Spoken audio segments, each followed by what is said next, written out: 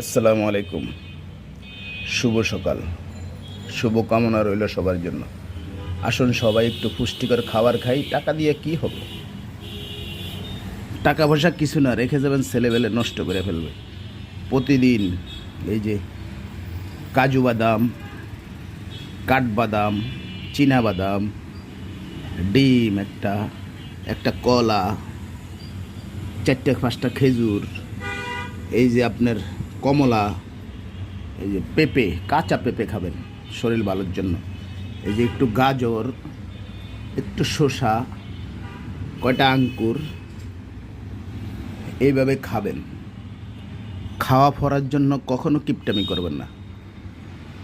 মানুষের জীবন কয়দিনের, শুধু খাবেন, ভালো ভালো জিনিসগুলো খাবেন, ভাত কম খাবেন, ফল ফ্রুট এগুলি বেশি খাবেন।